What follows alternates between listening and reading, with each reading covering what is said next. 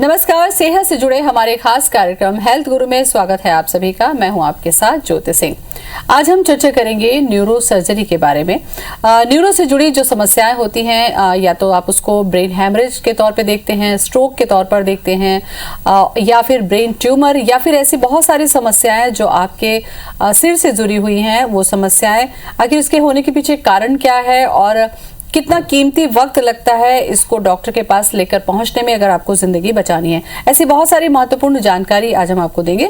शुरू करते हैं अपना खास कार्यक्रम हेल्थ गुरु।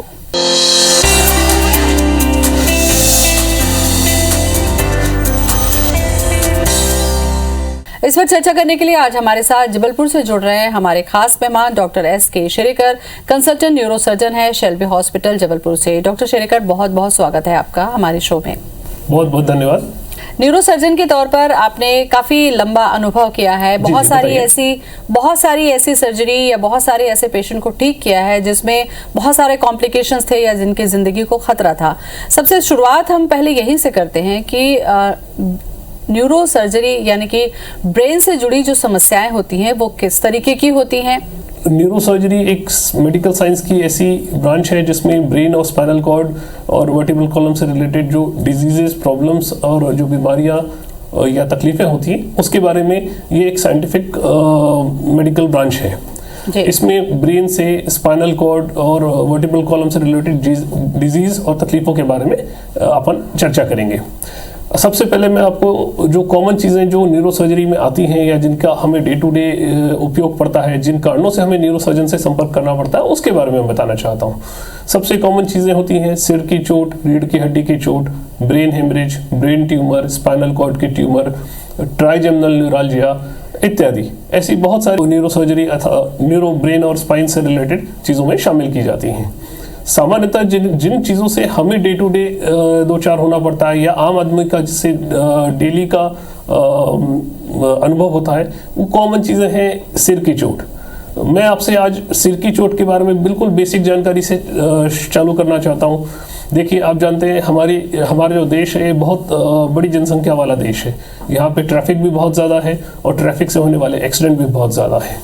तो हमारे यहाँ सिर की चोट बहुत ज़्यादा कॉमन है और उससे होने वाले नुकसान, उससे होने वाले तकलीफ, उससे होने वाले जान माल के नुकसान एवं शारीरिक नुकसान का प्रमाण भी बहुत ज़्यादा है। एक रिसर्च के द्वारा ये साबित हुआ है, यदि आप एक टू व्हीलर वाहन चलाते हैं जिसकी सामान्य गति 35 या 40 किलोमीटर प्रति घंटा है और इस दौरान यदि आपका सड़क दुर्घटना होती है और आपने हेलमेट नहीं लगाया और आपके सर पे चोट आती है, तो ये चोट उतनी ही तीव्र होगी जितना आप तीसरी मंजिल से गिरेंगे और आपको सर में चोट आएगी। अब आप इस बात का प्रमाण लगा सकते हैं कि यह कितनी गंभीर हो सकती है और कितनी घातक हो सकती है। डॉक्टर साहब, सिर की चोट का आपने जिक्र किया। जाहिर सी बात है, सिर में चोट अगर लगी है तो सिर के अंदर बहुत ज्यादा कहीं डैमेज होता है। कई बार ये होता है कि सिर में चोट बाहर तौर पर दिखती नहीं है, लेकिन बाद में पता चलता है कि अंदर कहीं पर क्लॉट हो गया या कहीं पर जो नस है वो फट गई है या अंदर किसी हड्डी में नुकसान पहुंचा है। ये बहुत बाद में पता चलती है जब बॉडी में सिम्टम आने लगते हैं।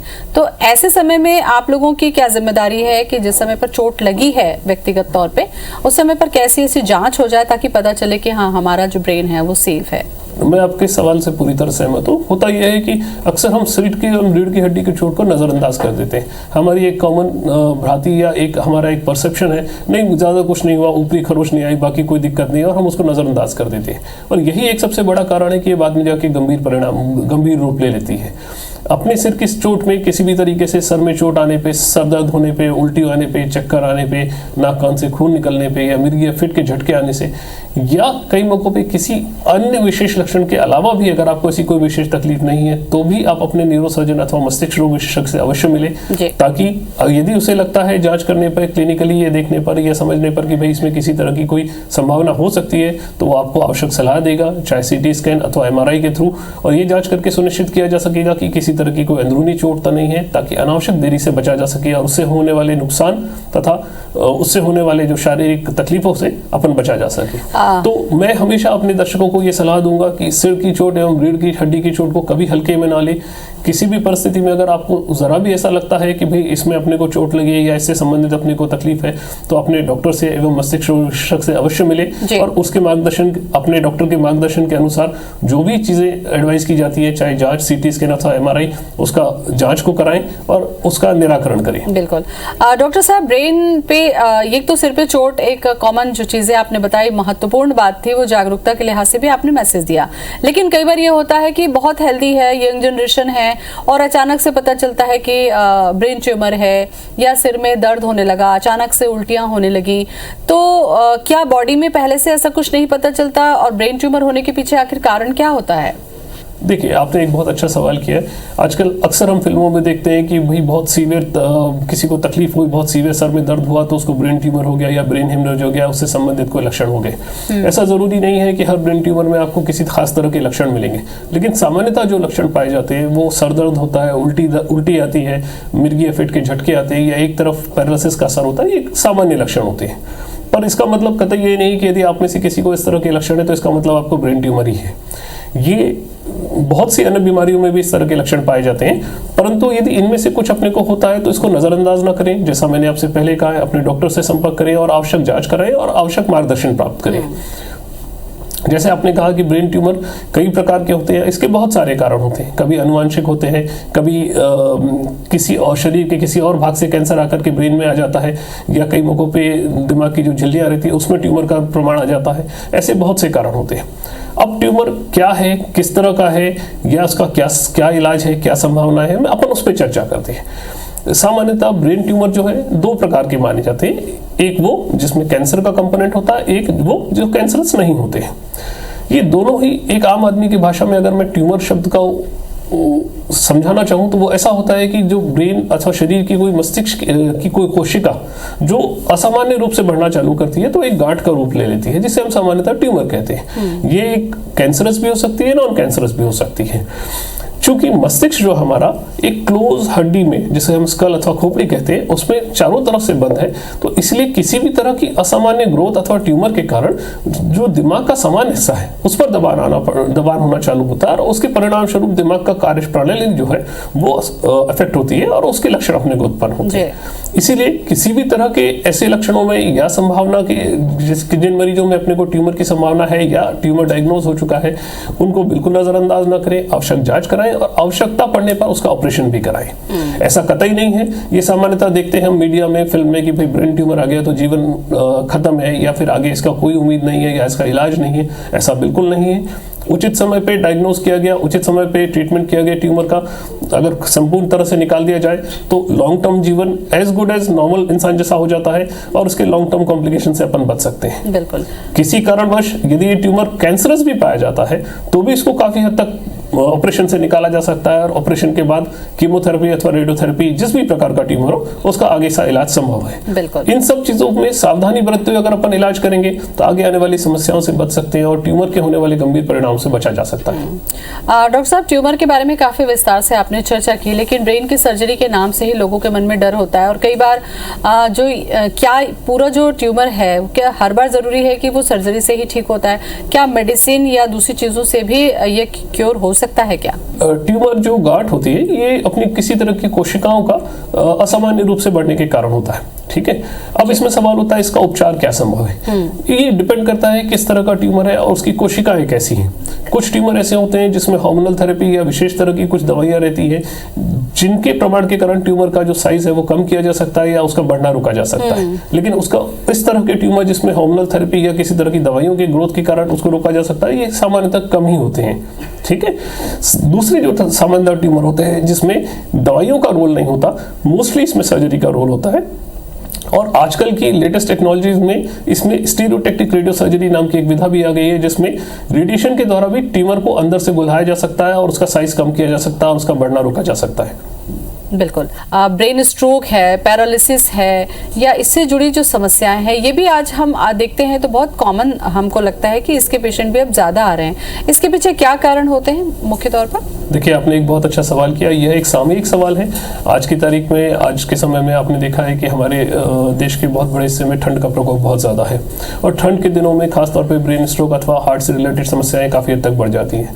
सामान्य तौर पे ठंड के कारण हमारा शरीर ठंड को प्रतिक्रिया देता है। प्रतिक्रिया इस तरह से देता है कि ठंड के कारण हमारी जो खून की रक्तवाहिकाएं हैं वो संकुचित होती हैं, वो सिकुड़ती हैं, जिसके चलते ब्लड प्रेशर बढ़ता है तथा खून का संचार कम होता है। इस तरह से ब्रेन स्ट्रोक दो कारणों से होता है, या तो वो जिसमें खून का थक्का जम जाता है, या ऐसे कारण जिसमें खून की नस फट जाती है ब्लड प्रेशर होने के कारण। इन दोनों ही परिस्थितियों के चलते शरीर के आधे अथवा पूरे हिस्से में लकवा लगता है, और कई मौकों पे दिमाग के मुख्य हिस्से में, जहाँ से इंसान की जान का असर होता है, अगर उन जगहों पे आता है तो जान का भी खतरा उत्पन्न होता है। ब्रेन स्ट्रोक आज की तारीख में बहुत सारी चीज़ों के कारण होता है, जिसका कुछ कॉमन कारण जो है हमारे यहाँ पाया जाता है। सबसे कॉमन कारण है कि भाई ब्लड प्रेशर की दवाइयों का नियमित रूप से सेवन ना करना। बहुत से मरीज हमने देखे हैं जिनको बहुत समय से ब्लड प्रेशर की दवाइयाँ चलती हैं, परंतु वो उसमें लापरवाही बरतते हैं, अपनी दवाइयों का सेवन नहीं करते, और कभी कभार ऐसा होता है कि ब्लड प्रेशर एकदम से इतना बढ़ जाता है जो ब्रेन हेमरेज का रूप ले लेता है। इन चीज़ों से बचने के लिए कुछ बेसिक पॉलिसीज़ हैं, बेसिक डिक्टम्स हैं, उसे ध्यान रखें। हम इसे आम भाषा में कहते हैं बी फास्ट। बी यानी कैसे, मैं इन दो शब्दों से आपको बताना चाहता हूं कि भाई किस तरह से स्ट्रोक से रिलेटेड चीज़ों को पहचानें और उस पर से क्या एक्शन लें। बी यानी बैलेंस का बिगड़ना। ई मतलब आइज़ में देखने में दिक्कत आना। एफ मतलब चेहरे का टेढ़ापन, फेशियल पैरालिसिस। ए मतलब आर्म्स, हाथ पैर में कमजोरी का आना। एस मतलब स्लरिंग ऑफ स्पीच, जबान का लड़खड़ाना। और टी मतलब टाइम, यानी टाइम सबसे इंपॉर्टेंट है। जरूर इनमें से अगर आपको कोई भी लक्षण महसूस होते हैं तो तुरंत अपने अस्पताल में संपर्क करें, अपने डॉक्टर से संपर्क करें और समुचित इलाज लें। ब्रेन स्ट्रोक पैरालिसिस के केसेस में समय अत्यंत महत्वपूर्ण है। शुरुआती जो 4-6 घंटे या 8-10 घंटे होते हैं जिसमें ब्रेन को सबसे ज़्यादा नुकसान होता है, उन परिस्थितियों में सबसे पहले ब्लड प्रेशर कंट्रोल करना होता है, और ब्रेन का जो बचा हुआ है या जो जिस हिस्से में डैमेज नहीं हुआ है, जिस हिस्से में पैरालिसिस नहीं हुआ है, उसमें ऑक्सीजन की सप्लाई तथा वहाँ पे खून का संचार जो है उसको समुचित रूप से मेंटेन करना अति आवश्यक होता है। यदि हम समय पर अस्पताल पहुँचते हैं, समय पर इलाज करते हैं, तो जो नुकसान हमारा ब्रेन हेमरेज या पैरालिसिस हो चुका है उसको हम काफ़ी हद तक कम कर सकते हैं, और उससे होने वाले सेकेंडरी नुकसान को काफ़ी हद तक बचा सकते हैं। ये भी हमने अक्सर देखा है, कॉमन चीज़ें पाई जाती है। एक आम आदमी की भाषा में यदि ब्रेन हेमरेज हो गया तो इसका जीवन आगे कोई गुंजाइश नहीं है, अथवा इसके बचने की गुंजाइश बहुत कम है। ऐसा बिल्कुल नहीं है। ब्रेन हेमरेज के भी कई प्रकार के प्रमाण होते हैं, कुछ छोटे, कुछ मध्यम साइज़ के और कुछ बहुत बड़े साइज़ के, और ये इस बात पे भी डिपेंड करता है कि दिमाग के किस हिस्से में ब्रेन हेमरेज है और उसके साथ मरीज की बाकी समस्याएं क्या हैं, बाकी कोमॉर्बिडिटीज अथवा बाकी बीमारियां क्या हैं। कई मौकों पे यदि ये छोटा ब्रेन हेमरेज है तो ये दवाइयों के द्वारा अथवा वेंटिलेटर और सपोर्टिव ट्रीटमेंट के द्वारा अपने आप घुल जाता है और मरीज धीरे धीरे स्वास्थ्य लाभ करता है। कई मौकों पे अगर ये मीडियम से लार्ज साइज का है या फिर बड़े साइज का है, या दिमाग पर इसका सूजन का असर है अथवा दबान का असर है, तो ऐसे केसेस में ऑपरेशन की भी आवश्यकता होती है। ऑपरेशन करके खून के थक्के को निकाला जाता है ताकि जो दिमाग का नॉर्मल हिस्सा है जिस पर दबान अथवा सूजन का असर आ रहा है उसको डिकम्प्रेस किया जा सके, उस पर सूजन का दबाव को कम किया जा सके, ताकि वह जो नॉर्मल हिस्सा है वो अपना सुचारू रूप से काम कर सके और मरीज की जान बचाई जा सके। ब्रेन हेमरेज के ऑपरेशन में भी काफ़ी सक्सेस रेट है। ऐसा कतई नहीं है कि ऑपरेशन के बाद मरीज की जान बचना नामुमकिन है या जान बचना मुश्किल है, ऐसा बिल्कुल नहीं है। अगर उचित समय पर इलाज किया जाए, प्रॉपर ऑपरेशन हो, प्रॉपर सपोर्टिव केयर या आईसीयू केयर और सपोर्टिव ट्रीटमेंट मिले तो ऐसे पेशेंट भी स्वास्थ्य लाभ करते हैं, और बहुत सारे पेशेंट अपना समय के अनुसार धीरे धीरे एज गुड एज नॉर्मल हो जाते हैं। डॉक्टर साहब, दो चीजें आपकी बातों से निकलकर सामने आ रही है, वो ये, एक तो उचित समय और दूसरा प्रॉपर टाइम पे उनका ट्रीटमेंट होना या फिर एडवांस जो टेक्नोलॉजी आज यूज हो रही है। सबसे पहले थोड़ा समय पर हम चर्चा कर लें। आज भी लोगों में अवेयरनेस कम है। अगर हम ग्रामीण इलाकों में देखें, शहर की अगर हम बात ना करें, तो पैरालिसिस का अगर अटैक आता है तो घर में ही मालिश करना, तमाम हथकंडे अपनाना, उस चक्कर में इतना लेट हो जाता है कि जब तक डॉक्टर के पास पहुंचते हैं तब तक वो फुल टाइम या हमेशा के लिए पैरालाइज्ड हो चुका रहता है। तो क्या मैं ये आपसे जानना चाह रही थी कि अगर किसी को फेशियल पैरालिसिस है, बॉडी पैरालिसिस अगर हुआ तो उसको कितने घंटे में पहुंचना जरूरी है? एक इन्फॉर्मेशन आप दीजिए ताकि वो वापस अपनी जिंदगी को सामान्य तरीके से जी सकता है। क्या? बिल्कुल सही सवाल किया आपने। इस तरह के केसेस में जो शुरुआती 4 घंटे होते हैं वो गोल्डन आवर्स कहलाते हैं। ठीक है।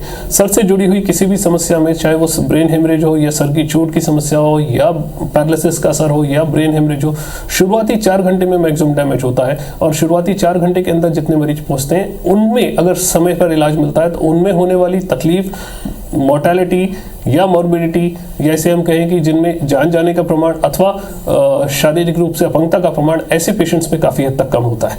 इसीलिए मैंने कहा ब्रेन और मस्तिष्क और स्पाइनल कॉर्ड से जुड़ी हुई समस्याओं में समय ही इलाज है। यदि आप समय पर उचित जगह उचित इलाज प्राप्त करते हैं तो डेफिनेटली आपको होने वाले नुकसान को काफ़ी हद तक कम किया जा सकता है।